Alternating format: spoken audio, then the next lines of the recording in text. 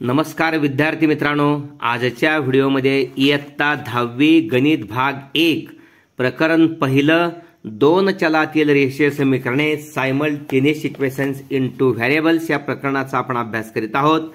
शेवटचा सराव संच 1.5 आपण सोडवित आहोत। त्यामध्ये दोन उदाहरणे आपण सोडवलेली आहेत। प्रश्न तिसरा आहे, वडिलांच्या वयामध्ये मुलाच्या वयाची दुप्पट मिळवल्यास बेरीज 70 येते आणि मुलाच्या वयामध्ये वडिलांच्या वयाची दुप्पट मिळवल्यास बेरीज 95 येते, तर त्या दोघांची वये काय? या ठिकाणी प्रथमतः वडिलांचे वय आपल्याला x मानावं लागेल आणि मुलाचं वय y वर्षे म्हणावं लागेल। प्रश्नातील पहिल्या अटीनुसार या ठिकाणी वडिलांच्या वयामध्ये मुलाच्या वयाची दुप्पट म्हणजे मुलाचं वय y आहे त्याची दुप्पट 2y, या दोघांची बेरीज केली तर 70 येते, ही पहिली अट आहे। दुसऱ्या अटीमध्ये वडिलांच्या वयाच्या दुपटीत मुलाचं वय मिळवल्यास म्हणजेच 2x अधिक y बेरीज 95 येते। ही दोन्ही समीकरणं सोपी आहेत। या ठिकाणी समीकरण 1 ला 2 ने गुणू म्हटलेलं आहे, म्हणजे याचा अर्थ xचं निरसन करायचे, xचा लोप करायचा आहे। दुसऱ्या समीकरणामध्ये xचा सहगुणक 2 आहे। पहिल्या समीकरणामध्ये x चा सहगुणक 1 आहे, तिथं 2x यावा म्हणून समीकरण 1 ला 2 ने गुणू म्हणजे 2x अधिक बेदुनी 4 अधिक 4y बरोबर 70 दुनी 140 आणि मग समीकरण 1 मधून 2 वजा केले असता 2x ला 2x निघून जातोय।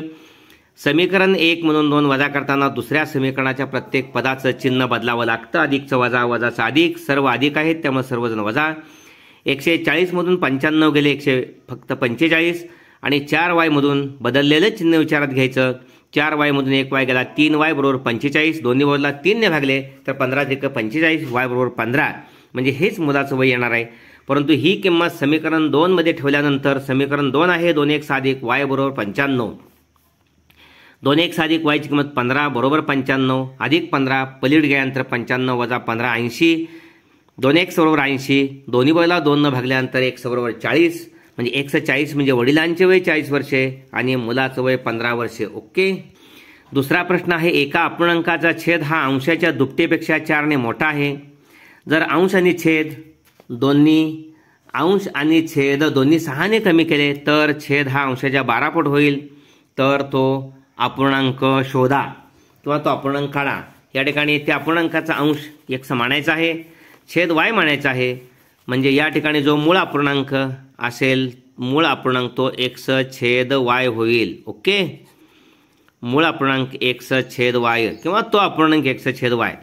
प्रश्नातील पहिल्या अटीनुसार काय म्हटलेलं आहे, या ठिकाणी अंशाच्या एका अपूर्णांकाचा छेद हा अंशाच्या दुपटीपेक्षा 4 ने मोठा आहे, म्हणून छेद y हा अंश x आहे त्याची दुप्पट 2x आणि 4 ने मोठा म्हणजे y बरोबर 2x अधिक 4।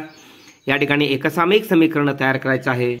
हा y पलीकडे घेतलेला आहे, 2x तिथे ठेवलेला आहे आणि अधिक 4 मागे घेतलेला आहे, म्हणून 4चे चिन्ह बदलणार, वजा 4 होणार। y चे चिन्ह बदलणार, पलीकडे घेतलाय 2x तसाच राहणार, 2x वजा y बरोबर वजा 4, हे पहिलं समीकरण। या ठिकाणी अंश आणि छेदातून 6 वजा केले तर अंश x आहे, x वजा 6 होईल, 6 वजा केले तर छेद y आहे, 6 वजा केले तर y वजा 6 होईल। आणि दुसऱ्या अटीमध्ये असं म्हटलेलं आहे 6 वजा केल्यानंतर किंवा अंश आणि छेदातून या ठिकाणी 6 कमी केले तर छेद हा अंशाच्या 12 पट होईल।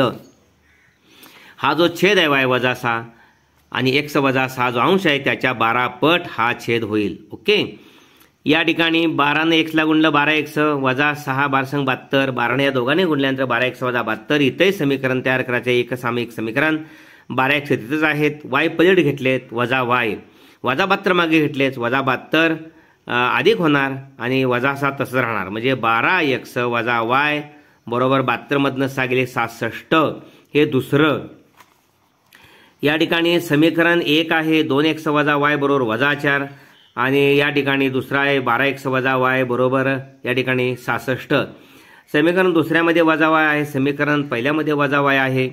2 मधून 1 वजा केलं तर 67 मधून 4 वजा करण्यासाठी किंवा चिन्ह बदलल्यानंतर वजा 4 ते अधिक 4 होणार, त्यामुळं 66 आणि 4 70 होईल, म्हणून समीकरण 2 मधून 1 वजा करू, 12x वजा y बरोबर 66 हे दुसरं आणि पहिलं 2x वजा y बरोबर वजा 4।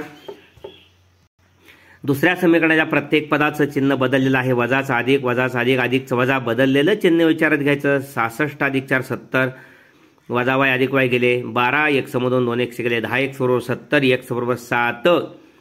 ही किंमत समीकरण 1 मध्ये ठेवू. समीकरण 1 आहे 2 एक्स वजा वाय बरोबर वजा 4. एक्सची किंमत 7 आहे, त्यामुळे 2 गुणिले 7 14, वजा वाय बरोबर वजा 4.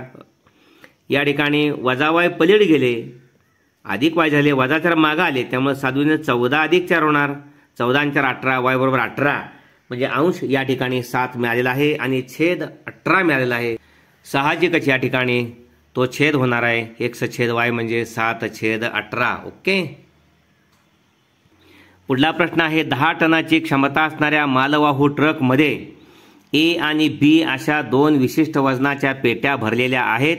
जर ए प्रकारच्या 150 पेट्या आणि बी प्रकारच्या 100 पेट्या भरल्या तर ट्रकची 10 टनाची क्षमता पूर्ण होते. जर ए प्रकारच्या 260 पेट्या भरल्या तर तो ट्रक त्याच्या 10 टनाच्या पूर्ण क्षमतेने भरण्यास बी प्रकारच्या 40 पेट्या लागतात. तर प्रत्येक प्रकारच्या पेटीचे वजन किती?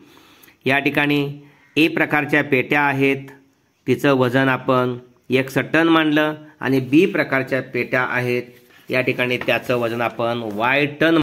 या ठिकाणी ए प्रकारच्या 150 ए प्रकारच्या एका पेटीचं वजन 1 मानलंय. ए प्रकारच्या पेट्या 150 दिलेत म्हणजे 150 1 टन होईल. बी प्रकारच्या पेट्या आपण वाय मानलेत. या ठिकाणी बी प्रकारच्या प्रत्येक पेटीचं वजन वाय टन मानले, 100 पेट्यांचे 100 टन. आणि ए प्रकारच्या पेटीचं प्रत्येक पेटीचं वजन 1 टन मानले. अशा 150 आहेत म्हणून 150 एक्स किंवा 150 एक्स टन आणि बी प्रकारच्या 100 टन. पहिल्या अटीनुसार 10 टन वजनाचा ट्रक आहे म्हणजे 150 एक्स म्हणजे एका पेटीचं एक्स तर 150 एक्स 150 एक्स, एका पेटीचं बी प्रकारचे वाय तर 100चे 100 वाय म्हणजे दोघांचं मिळून त्या ट्रकमध्ये 10 टन वजन होतं म्हणजे 150 एक्स अधिक 100 वाय बरोबर 10. प्रत्येकी 0 0 गेल्यानंतर 15 एक्स अधिक 10 वाय बरोबर 1. हे पहिलं. दुसऱ्या अटीमध्ये म्हटलेलं आहे या ठिकाणी ए प्रकारच्या 260 पेट्या म्हणजे 260 एक्स. ओके. आणि बी प्रकारच्या 40 पेट्या म्हणून 40 वाय, कारण ए प्रकारच्या एका पेटीचं वजन 1 टन, बी प्रकारच्या एका पेटीचं वजन वाय, 40 पेट्या म्हणून 40, 260 पेट्या एक्स प्रकारच्या आहेत म्हणून 260 एक्स. 260 एक्स अधिक 40 वाय, पुन्हा तो ट्रक 10 टनाचा पूर्ण भरतो म्हणून 10. प्रत्येक ठिकाणी 0 गेलं 26 एक्स अधिक 4 वाय बरोबर 1. या ठिकाणी समीकरण 1 ला 2 ने आणि समीकरण 2 ला 5 ने गुणू. का तर समीकरण 1 मध्ये वायचा संगुणक 10 आहे, 2 न गुणलं तर 10 दूनी 20 होणार. समीकरण 2 मध्ये वायचा 4 आहे, 5 न गुणलं तर 4 पंचे 20 होणार. वायचं निरसन करण्यासाठी त्यांचे सहगुणक वायचे समान व्हावेत म्हणून समीकरण 1 ला 2 ने गुणू म्हणजे 15 दूनी 30 एक्स अधिक 20 वाय बरोबर 2. ओके. 30 एक्स अधिक 20 वाय बरोबर 2. 30 एक्स अधिक 20 वाय बरोबर 2 आणि 2 मधून 1 वजा करायचे आहे म्हणून या ठिकाणी 1 जे आहे ते खाली गेलं आहे. 30 एक्स अधिक या ठिकाणी 20 वाय बरोबर 2. आणि दुसऱ्या समीकरणाला या ठिकाणी 4 न गुणाय 5 न गुणायचं आहे. 26 पंचे 30 असे, 5 चौक 20 आणि 5 एके 5 आणि हे 130 एक्स अधिक 20 वाय बरोबर 5 मधून या ठिकाणी 30 एक्स अधिक 20 वाय बरोबर 2 वजा करायचे आहेत. या दुसऱ्या समीकरणाच्या प्रत्येक पदात चिन्ह बदललंय. अधिकचं वजा, अधिक 2चं वजा 2, अधिक 20चं वजा 20 वाय, अधिक 30चं वजा 30 एक्स, 5 मधून 2 गेले 3, अधिक 20ला वजा 20 वाय गेले आणि 130 मधून 30 गेले 100 एक्स बरोबर 3. एक्स बरोबर पलीकडे 100 जाऊन भागले होणार म्हणजे या एक्स बरोबर 3/100 ही किंमत समीकरण 1 मध्ये ठेवायची आहे. 115 एक्स अधिक 10 वाय बरोबर 1. 15 एक्स अधिक 10 वाय बरोबर 3 बरोबर 1. एक्सची किंमत 3/100 आहे त्यामुळे 15 गुणिले 3/100 अधिक 10 वाय बरोबर 1. इथं 15 त्रिक 45/100 अधिक 10 वाय बरोबर 1. हा 45/100 अधिक आहे, पलीकडे गेला वजा 45/100 1 म्हणून वजा होणार. छेद सारखा नाही, पाठीमागे 10 वाय राहिले. छेद सारखा नाही, तिरकच गुणाकार 100 एके 100 वजा 45 एके 45 छेदांचा गुणाकार छेदस्थानी 100 एके 100. 100 मधून 45 गेले 55/100. 10 वाय बरोबर 55/100. हा 10 गुणिले आहे तो भागिले गेला खाली 100ला गुणिले होणार. 100 गुणिले 10,000 म्हणजे वाय बरोबर 55/1000. म्हणजे ए प्रकारच्या एका पेटीचं वजन आपण 1 टन मानलेलं होतं. एक्सची किंमत 3/100 मध्ये 3/100 टन किंवा 0.03 टन. आणि बी प्रकारच्या एका पेटीचं वजन या ठिकाणी 55/1000 आहे, म्हणजे 0.055 सुटे दशक शतक हजार. म्हणजेच या ठिकाणी 1 टन म्हणजे 1000 किलो, 0.03 टन म्हणजे या 0.03ला 1000 गुणलं तर 30 किलो येणार. आणि या ठिकाणी 0.055ला 1000 गुणलं तर 55 येणार. म्हणजेच या ठिकाणी ए प्रकारच्या प्रत्येक पेटीचं वजन 30 किलो आहे आणि बी प्रकारच्या प्रत्येक पेटीचं वजन या ठिकाणी 55 किलो आहे. ओके. चौथा प्रश्न आहे, विशालने 1900 किलोमीटर प्रवासापैकी काही अंतर बसने तर उरलेले अंतर विमानाने पूर्ण केले. बसचा सरासरी वेग 60 किलोमीटर दर ताशी आहे, तर विमानाचा सरासरी वेग 700 किलोमीटर पर ताशी आहे. जर हा प्रवास त्याने 5 तासात पूर्ण केला तर विशालने बसने किती प्रवास केला. ओके.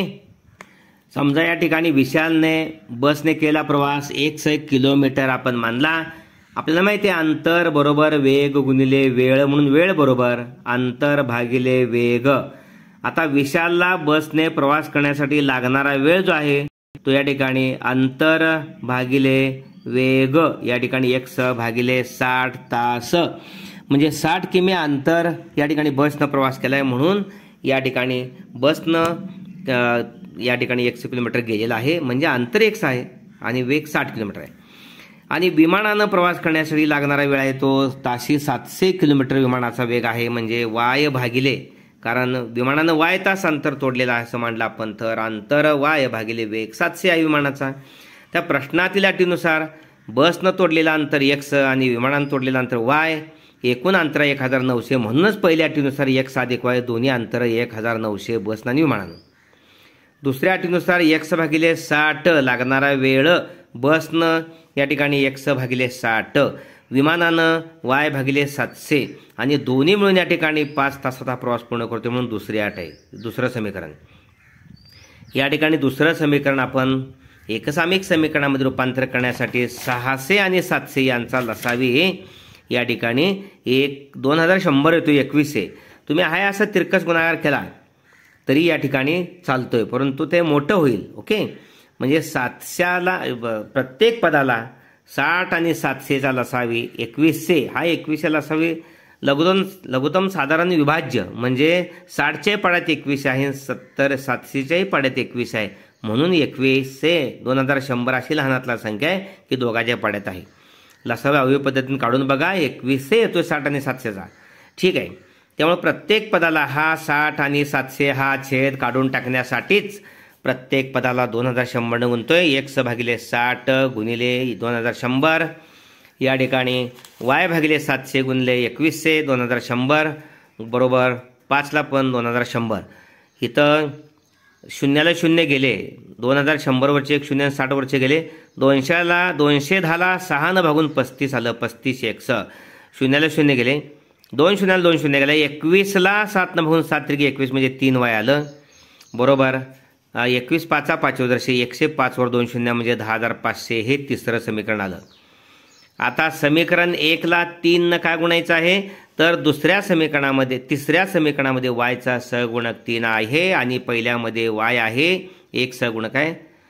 तिथं 3 वाय यावा आणि या ठिकाणी आपल्याला दोघांची वजाबाकी करून 1 आणि 3ची वजाबाकी करून वाय जावा, म्हणून या ठिकाणी वायचे निरसन करण्यासाठी समीकरण 1ला 3 ने गुणू, म्हणजे 3x अधिक 3y बरोबर 19 त्रिक या ठिकाणी 57 म्हणजे 5700. 3x अधिक 3y बरोबर 5700. आणि या ठिकाणी हे जे समीकरण आहे 3 मधून वजा करायचे. 3 आहे 35x अधिक 3y बरोबर 10500 मधून हे वजा केल्यानंतर 10500 मधून 5700 गेले, 4800 उरले, अधिक 3y ला वजा 3y गेले, 35 मधून 3 दिलं 32x बरोबर 4800. 4800 हे गुणिले 32 आहे, पलीकडे भागिले होणार. 32 न या ठिकाणी 16 दूनी 32, 16 त्रिक 48 2 शून्य, 2 न 300ला भागून 150 आले, त्यामुळं x बरोबर 150. विशालने बसने केला प्रवास विचारलेला आहे फक्त, तो 150 किलोमीटर आहे. Okay. Practice set number 1.5 example Number 3, the sum of father's age and twice the age of his son is 20. If we double the age of the father and add it to the age of his son, the sum is 95. Find their present ages. Let the father's age be x years and the son's age is y years. From the first condition, x plus 2y is equal to 70. From the second condition, 2x plus y is equal to 92.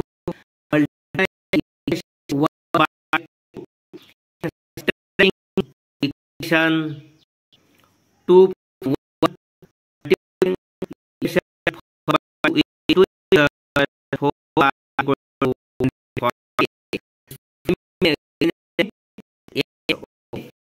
equation is 2x plus y is equal to 95.